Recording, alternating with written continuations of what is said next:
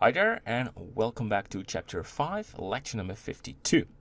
So, in the previous lecture, we added the grass pad on the terrain, and we had some displacement on it. And we worked with the Vertex Paint. So, I introduced a new tool, and that's very effective if you want to blend two different types of materials. So what we're going to do in this lecture is adding a background environment texture, and we will use the same environment texture as the previous chapter. So the blue sky. So disable the subdivision surface, the displacements, and the new displacement map. And we toggle to the environment texture, go from sky texture to environment texture, and we open it. And I go to skies. Of course, you can find these in the lecture downloads. And it should be good by default. We go to the shading tab because we want to have a sort of an impression of how this sky looks like. And we're going to make additions. So you can see the texture we added looks good. And let's go to solid and world. There is our environment sky. We want to rotate it, so we go to vector mapping, but the mapping needs coordinates, so we input texture coordinates and we put the generated into the vector, and the vector goes into the vector of the image. So now we have fully control on the rotation and the heat. So let's go for a render. There you go. So this takes way more time than the generated blue sky from Blender. So we just need to wait. And in the previous lecture, I added the sky in the beginning, but because we had a lot of time during the renderings, I prefer to skip this. Well, let's disable the atmosphere, and I want to enable the tall grass on the terrain, so I can measure the background with the grass. So I think it's only visible. Oh no, it's visible. That's great. So we want, as you can see this beautiful, nice, well, I think it's beautiful there on the right, and I want to have this in our viewport. So shift, zoom in a bit, shift left click on the Z-axis and turn this a little bit. Let's go for -8 degrees. And if this cloud is just over there, it should be just perfect. And you want the sunlight, what's coming from this direction, just like a little bit more over there. We want just a little bit more, like -10. Yeah, that should fix. And we need to lower it. So I think a Z value of 0.04. Yeah, that will do. So wait, just even more. So -13 will do. And 0.04. So we lower the HDRI because now we can see the background grass and like sort of the buildings in the background. It's maybe looking nice, but you definitely don't want to have that in your scene because that's very distracting. If people see your HDRI environment, buildings, that's not good. So this is too low. So I think for a value of 0.35. So we have just slightly some visibility of these buildings, but they will be covered in grass and the building will be there. And let's go for 0.3, and if 0.3 just shows some of the, because the higher these clouds, the better your impact is, in my opinion. Okay, so you see just a little bit, but because we have the building right there, you won't really see it. Just perfect. So we go back to solid, and we have just imported the HDRI sky, and I love it. So go to atmosphere. We want to enable the trees. Now we're talking about trees. I was reviewing the scene when we created the render, and I think that we need to scale this tree. So we also have to increase the particles from the leaves, but we want to have it almost touching the boundary of the viewport.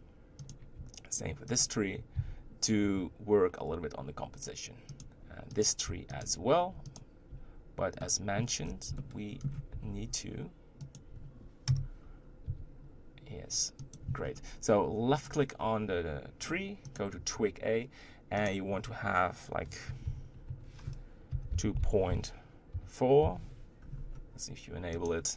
The twigs should be a bit bigger. 2 point. It says meters, but there's not 2 meters there at least. And same for that one. They are not linked, so 2.4. And for you, this can be like a value of 3, but it depends really on your scale of the scene. And the small twigs like 2.8. And for this tree as well, 2.4. And that one is 2.8. Just very small additions. And if we go for a render and the leaves looks too small now, we just make a change. So you can see this tree right there has a very nice curve on the corner, and that one as well, but these were too small, so the balance wasn't right. And I think this improves the scene. And before we make a render, I like to work a little bit on this pool. And I imagine that your shape will look slightly different or very different, but the idea behind this is now we have the reed. The water was just slightly visible. So I want to lower this, just turn off proportional editing. Oh, make it small. So I just want to lower this a little bit. GZ. So we have a bit more water. And the same for this pool. Don't go too wild on this. And maybe increase this a little bit. GZ. But just so you know. Alright. So we made additions, and I think we are ready for a new render. So I like to increase the render samples to, let's go for 180, so we have less noise, and I want to there's not an exact, I just want to have more pixels, and later on we will just pick a very good resolution, but the HD, just full HD render is not enough for all the details we want. The best, what I like, is a 4K render, but it depends really on your computer and your performance. So in the end, I will make a 4K render, but if that is not allowed for your computer, you can go for 2K render or HD, whatever you like it. Alright, so we have this nice HDRI, we have everything imported. We go for a new render and look what happened with this beautiful pad. Right, so we will be back in a minute and then we do a quick review. See you in a second. Hi there and welcome back. So this is the render we created. As you can see, it took me 23 minutes to render. That's a long time, but that's really weird for CG render. And it's not just HD. It's a bigger scene. Like, what's the resolution? It's 2268. Alright, so let's grab this image. What I like to do is add a denoiser because it's a little bit noisy right now. So let's go to the compositing tab and you click on use nodes.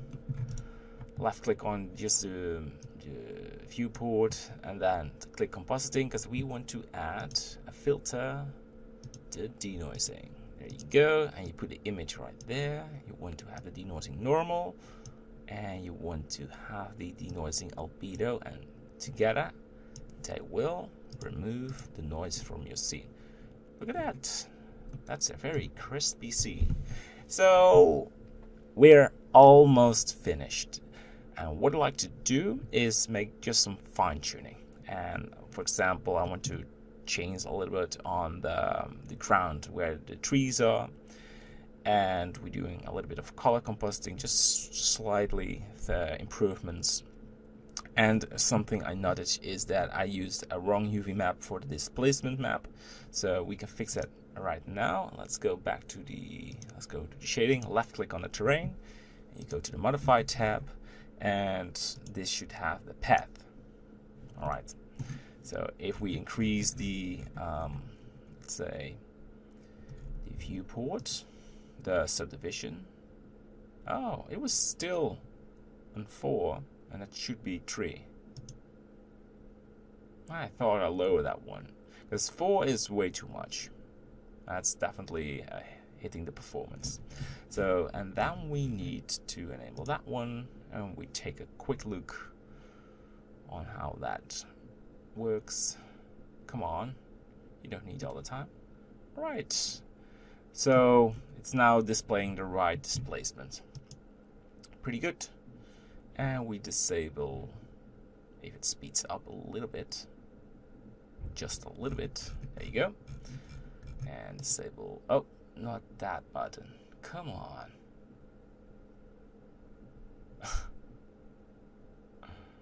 Okay. And we disable the viewport. You can see, because there are so many vertices, it's really slowing down. Alright, so we are almost finished. I will keep the image, and we're going to fine-tune that in the next lecture, together with some very small improvements. Alright, see you in the next and final lecture. Bye-bye.